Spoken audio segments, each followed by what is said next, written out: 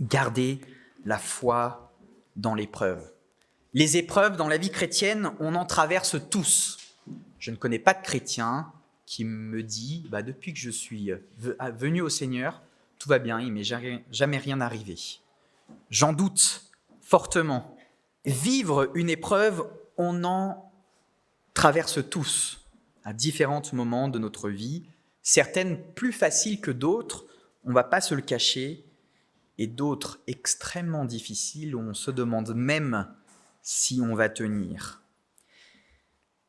Quand on ne vit pas d'épreuve, en général, dans notre foi avec le Seigneur, tout va plutôt bien. On n'a pas de raison de s'inquiéter. Mais c'est quand l'épreuve survient, et surtout en rapport avec sa difficulté, que le doute arrive et que notre foi commence à faire un peu ça. Elle oscille, elle vacille. Avec le texte de ce matin, je nous propose de voir 3 étapes dans l'épreuve d'une vie chrétienne. La première étape, et on le fait souvent tous, c'est d'abord d'essayer par nos propres forces. On va lutter avec nos propres moyens pour voir. Peut-être des excuses se cachent derrière. On pourrait en parler. La deuxième étape, c'est, vous avez peut-être vu des jeunes avec ce bracelet, la WWJD, autour du poignet. What will Jesus do? Que ferait Jésus? Et la troisième étape, la taille de notre foi. Point d'interrogation. Plutôt, la taille de notre foi?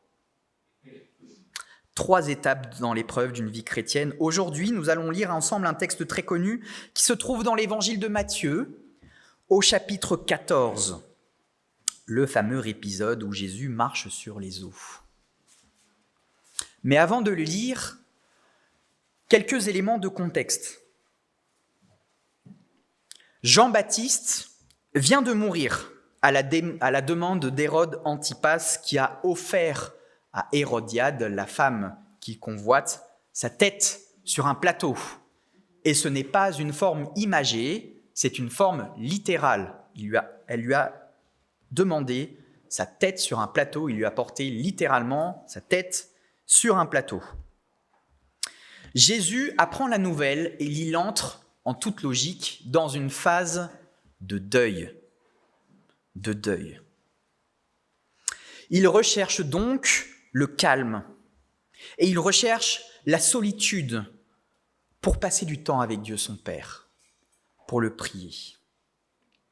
Mais cette première tentative de rechercher le calme et la solitude échoue parce qu'il y a là une foule qui entend parler du Seigneur et qui ne le lâche pas.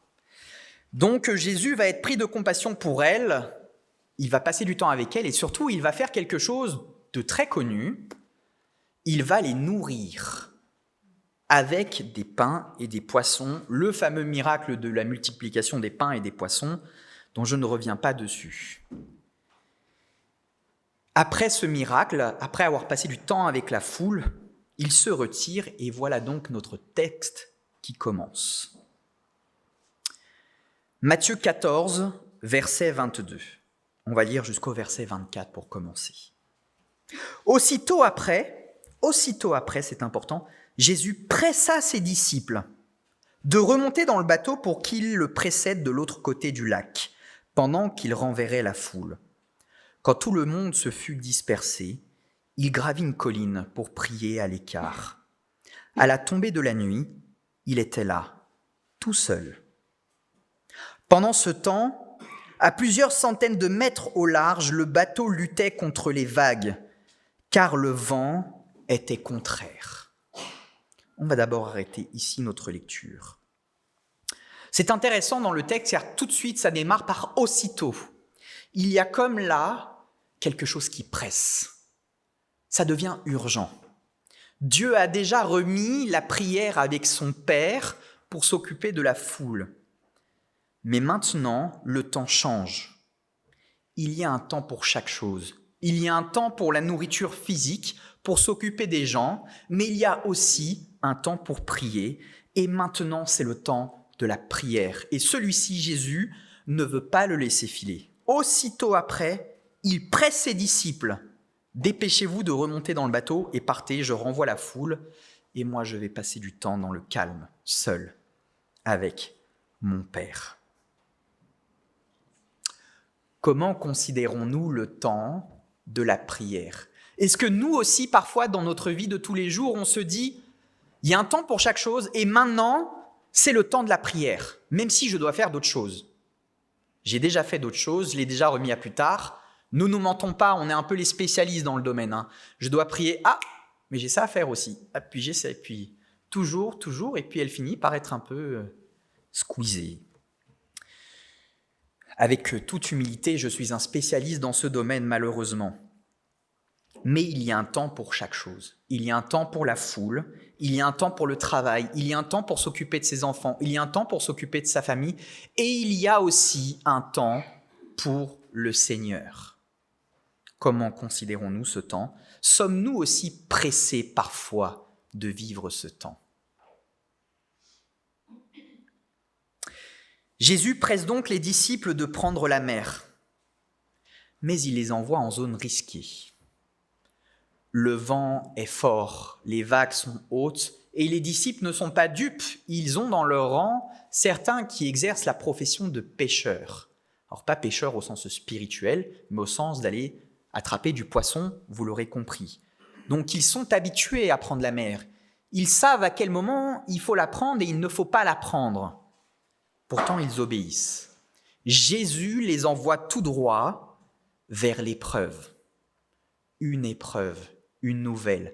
Et parfois, le Seigneur fait de même dans notre vie. On arrive à des moments où le Seigneur nous met à l'épreuve. Il nous envoie une épreuve. Mais Dieu n'est pas un Dieu sadique. Je vous envoie l'épreuve, on va voir comment ça va se passer. Dieu n'est pas comme ça. Il nous met à l'épreuve pour des raisons bien particulières, parce qu'il sait qu'en définitive, l'épreuve est bonne pour nous. Et c'est très bien ce qu'avait compris l'apôtre Paul quand il écrit dans son épître aux Romains, au chapitre 5, ceci. Romains chapitre 5, versets 3 à 4. « Mieux encore, nous tirons fierté même de nos détresses, car nous savons que la détresse produit la persévérance. » C'était pas ton texte, Matthieu ? La détresse produit la persévérance conduit à la fidélité éprouvée. La fidélité, le mot grec pistis, peut aussi être traduit par la foi. La fidélité éprouvée. Et la fidélité éprouvée nourrit l'espérance. L'épreuve a un but qui est bon, pas un but qui est mauvais. Mais ça, souvent, on ne s'en rend pas compte tout de suite. On le voit après coup, avec du recul, parfois même quelques années plus tard. Les disciples sont donc dans leur bateau et ils sont sans Jésus. Ils sont livrés à eux-mêmes. Lorsque le vent est fort et que les vagues sont importantes, ils tentent de lutter par leur propre force. Au sens figuré comme au sens propre, ils rament. Ils rament.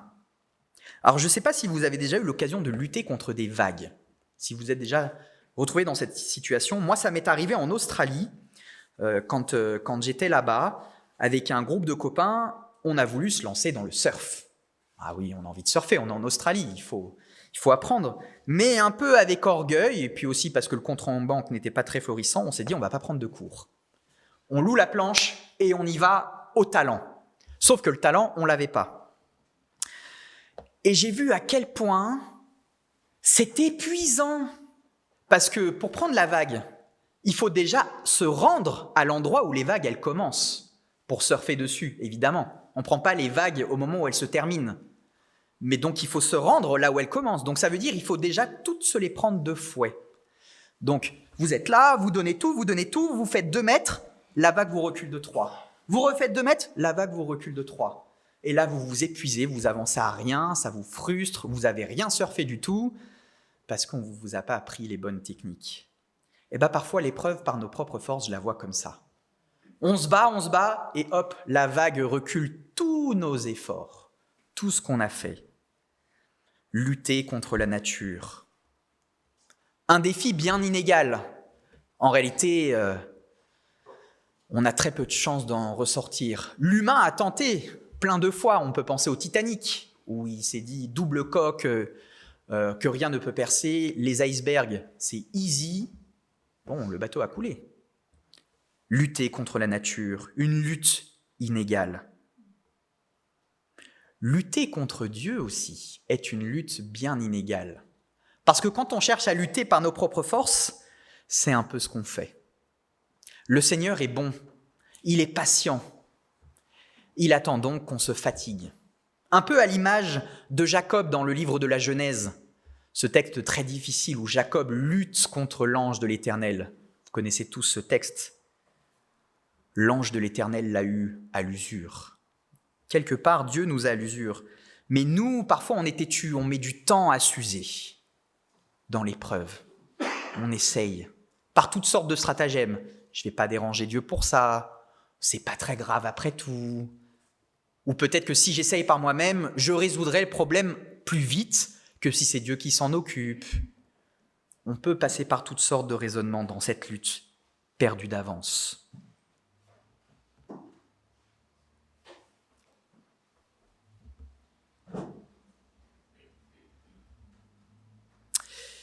Les disciples commencent à connaître Jésus. On est déjà au chapitre 14, ils ont commencé à passer pas mal de temps avec lui, ils ont vu de nombreux miracles quand même, ils commencent à connaître le personnage, ils vivent avec lui tout le temps. Donc ils tissent des liens, ils commencent à voir ses enseignements, comment il vit, les miracles qu'il fait. D'ailleurs, il y en a un qu'ils viennent juste de voir. Dans le repas précédent, Jésus a multiplié des pains et des poissons. C'est tout frais dans leur tête. C'est comme si, là, je vous disais, au petit déjeuner, ce matin, vous avez vécu un miracle. Pourtant, ils ne comptent pas sur Jésus, là. La logique, peut-être, l'aurait voulu. Après ce qu'on vient de vivre, la première chose à laquelle je pense dans l'épreuve, c'est Jésus-Christ. Le texte n'en fait pas mention. Pourtant, une mer agitée, de la tempête, c'est pas la première fois qu'ils vivent ça.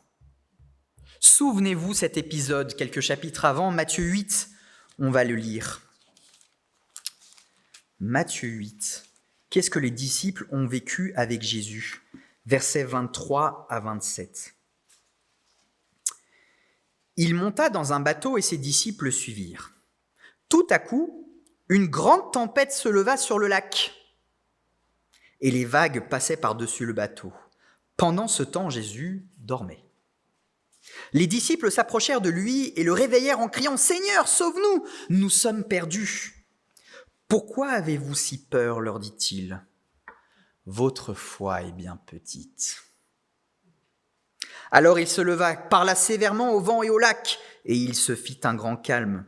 Saisis d'étonnement, ceux qui étaient présents disaient « Quel est donc cet homme pour que même les vents et le lac lui obéissent ?» Il y a un peu une situation de déjà-vu.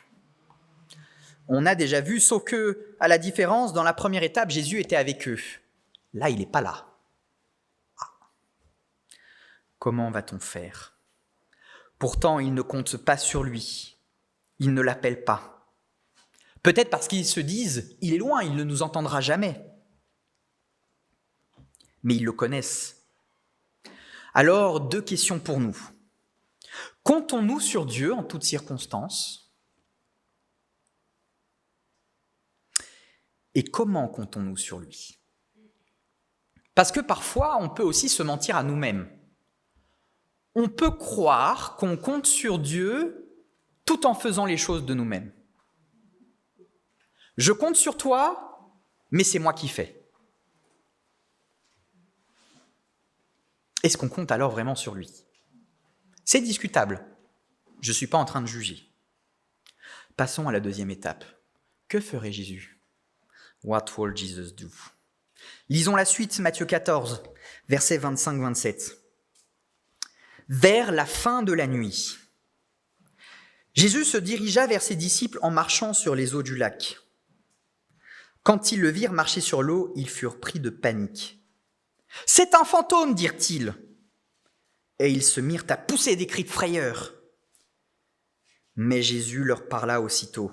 « Rassurez-vous, leur dit-il, c'est moi, n'ayez pas peur. » Il y a là une situation paradoxale. D'un côté, les disciples qui rament, et de l'autre, Jésus, dans le calme, prie. Jésus prie. Voilà peut-être ce que nous devrions faire dans l'étape, dans l'épreuve. Les disciples rament et Jésus prie. Les disciples ont peur. Après tout, si cela nous arrivait, peut-être qu'on aurait un peu le même raisonnement.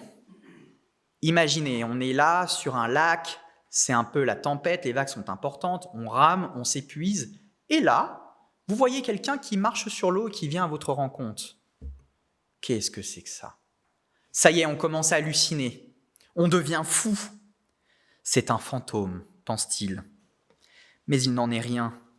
Cela montre encore que leur compréhension de Jésus doit encore s'affiner. Ils doivent encore progresser dans cette compréhension, dans cette connaissance du Fils de Dieu. Ils sont en cheminement, mais ils ne sont pas encore arrivés au terme. Et parfois, le début de la vie chrétienne, ça commence comme ça. Les parents attendent souvent de leurs enfants qu'au bout d'un moment, allez, il est peut-être temps que tu te poses la question du Seigneur et que tu le rencontres et que tu avances, toi, avec lui, parce que c'est le seul moyen que tu as d'être sauvé. Mais sauf que cela est un cheminement personnel qui peut prendre du temps, qui nécessite parfois de ramer, et de ramer longtemps, car le temps de nos enfants n'est pas le nôtre, et le temps de Dieu l'est encore moins. Jésus s'annonce. Rassurez-vous, c'est moi. C'est moi. Ce « c'est moi », il a un parallèle très important dans l'Écriture. Si je vous dis Exode 3, 14, qu'est-ce que ça vous évoque ? Je suis celui qui est. L'épisode du buisson ardent. Exode 3, 14, où Dieu donne son prénom, je suis. Je suis. Jésus s'annonce de la même manière. Rassurez-vous, je suis. C'est moi. En d'autres termes, Jésus est en train de leur dire, n'ayez pas peur de quelques vagues et du vent. Je suis Dieu. C'est moi qui a créé ces choses. Et c'est pour moi qu'elles ont été créées. Souvenez-vous la prédication du dimanche dernier avec Lionel, Jean 1. Tout a été créé par lui et tout a été créé pour lui. Le Seigneur dit à ses disciples, rassurez-vous, ce n'est pas un fantôme que vous voyez, c'est moi. Cette annonce du Seigneur a deux effets. La première, c'est de calmer le doute des disciples, les rassurer. C'est bon, c'est le big boss qui me parle, c'est celui qui gère tout qui me parle. Et il est désormais avec nous. Une manière de voir là la prière très intéressante. Quand on vient donner ce que l'on vit au Seigneur, quand on vient lui expliquer, quand on vit une épreuve, quand on vient s'en remettre à lui, Seigneur, ok, ça me rassure parce que je t'en ai parlé, et je sais que tu es là, et je sais que tu n'es pas un fantôme. Tu es celui qui gère toutes choses, et je sais que tu vas gérer cette situation. La deuxième chose que cette annonce fait, c'est de leur rappeler que c'est de lui dont ils ont besoin. Ils n'ont pas besoin de leur force. Ils ont besoin de compter sur Dieu. En d'autres termes, ils ont besoin d'avoir foi en Jésus-Christ. Ils ont besoin d'avoir foi en Jésus-Christ, de lui faire confiance. Après avoir lutté par nos propres moyens, soyons rassurés de la présence du Fils de Dieu à nos côtés dans l'épreuve, car là, c'est une vérité, c'est une promesse du Seigneur. Je suis avec vous jusqu'à la fin du monde. C'est la fin de l'évangile de Matthieu. Ce sont les dernières paroles de Jésus-Christ qui sont rapportées dans l'évangile de Matthieu. Le Seigneur est fidèle. Il est avec nous en toutes circonstances. C'est de lui dont nous avons besoin. Troisième étape, notre foi en Jésus-Christ. Lisons la suite ensemble. Matthieu 14, verset 28. Alors Pierre lui dit, « Si c'est bien toi, Seigneur, ordonne-moi de venir te rejoindre sur l'eau. » Viens, lui dit Jésus. Aussitôt, Pierre descendit du bateau et se mit à marcher sur l'eau en direction de Jésus. Mais, quand il remarqua combien le vent soufflait fort, il prit peur. Et comme il commençait à s'enfoncer, il s'écria « Seigneur, sauve-moi !» Aussitôt, Jésus lui tendit la main et le saisit. « Ta foi est bien petite, lui dit-il. Pourquoi as-tu douté ?» Puis ils montèrent tous deux dans le bateau. Le vent tomba.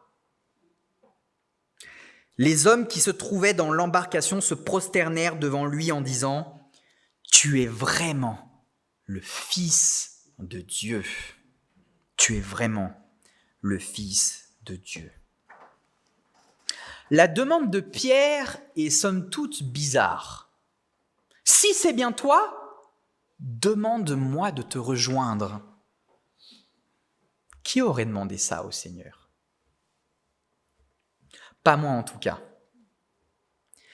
Mais cette demande de Pierre est intéressante et j'ai remarqué que dans les différents commentaires, elle est interprétée de différentes manières. Pierre utilise ici le conditionnel « si c'est bien toi ».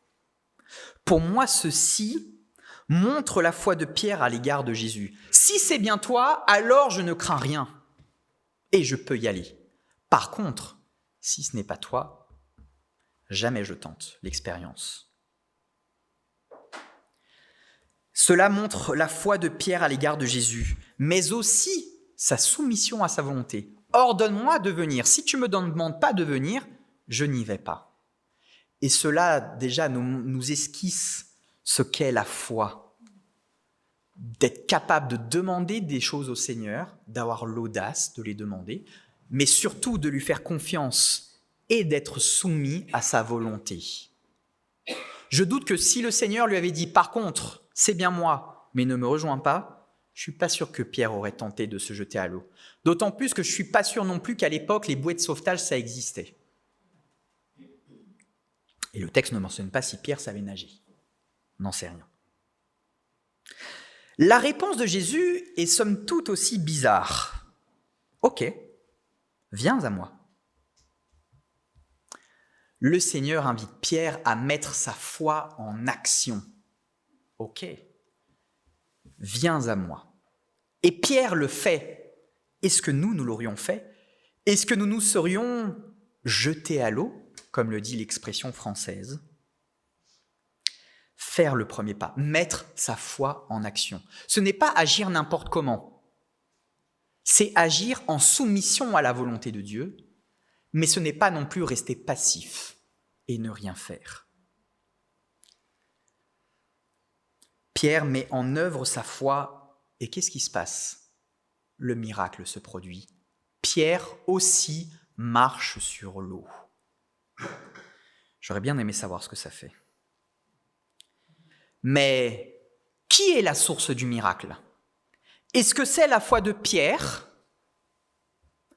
ou est-ce que c'est Jésus lui-même ?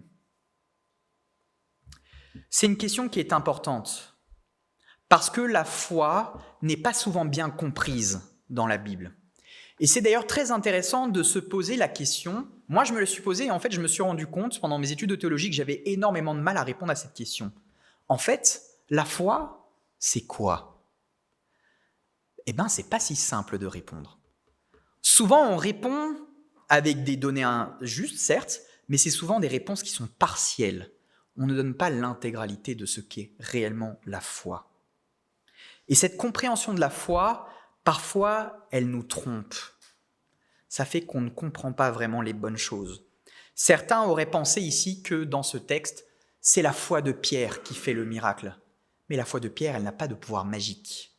C'est Jésus qui fait le miracle. Ce n'est pas la foi. Pierre va ensuite douter. Le texte nous dit qu'il va procéder à un changement de regard. Il fixait son regard sur Jésus et d'un coup, il va comme se rappeler. Ouh là là, attention, qu'est-ce qui est en train de se passer là ? Je suis en plein milieu, je suis sur l'eau, il y a du vent, il y a des vagues. Situation dangereuse. Ça sent pas bon. Et c'est un peu l'image du combat spirituel que l'on peut vivre dans les épreuves, avec d'un côté le Seigneur qui a appelé l'apôtre et de l'autre le vent, les vagues et la tempête. D'un côté le rationnel et de l'autre l'irrationnel. D'un côté la peur du danger et de l'autre la foi.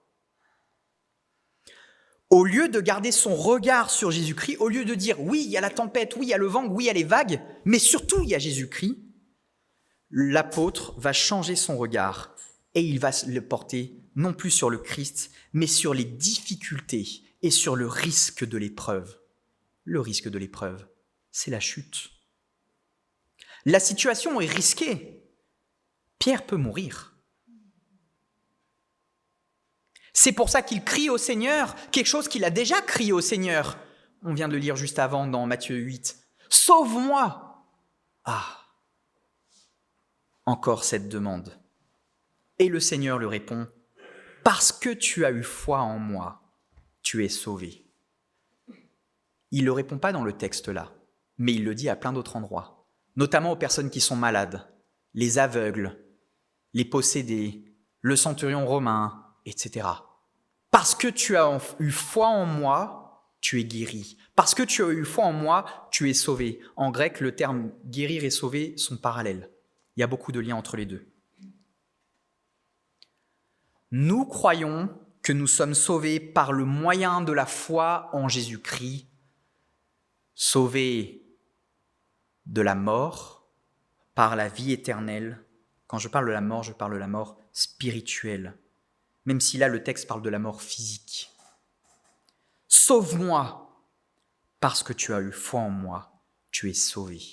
Le Seigneur nous sauve réellement.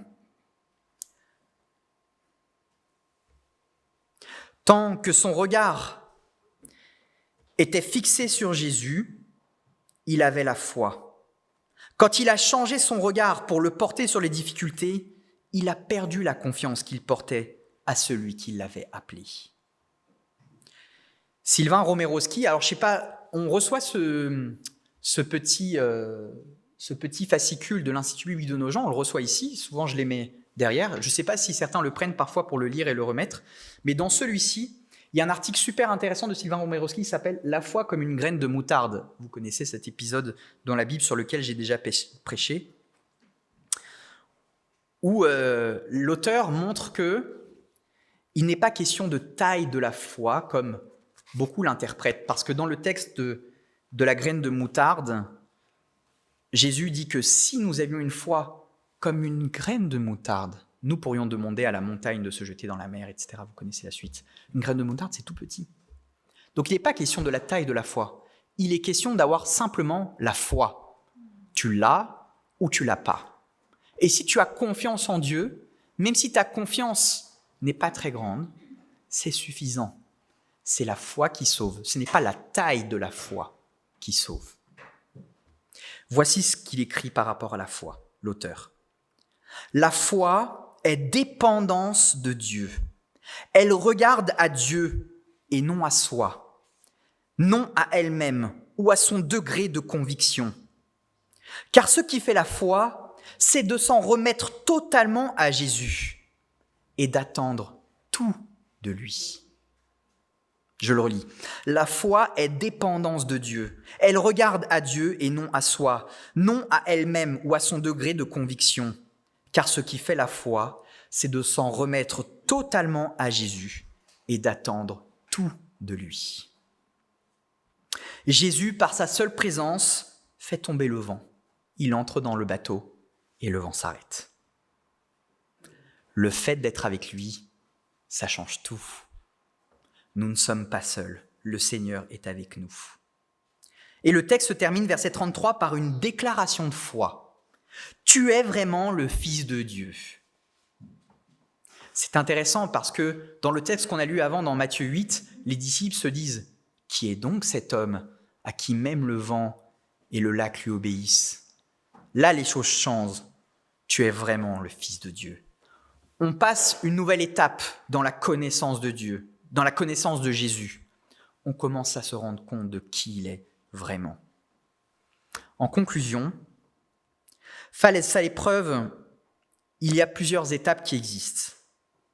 Celle de lutter par nos propres forces, celle de se demander ce que Jésus ferait à notre place, et celle de remettre notre vie et nos décisions entre ses mains.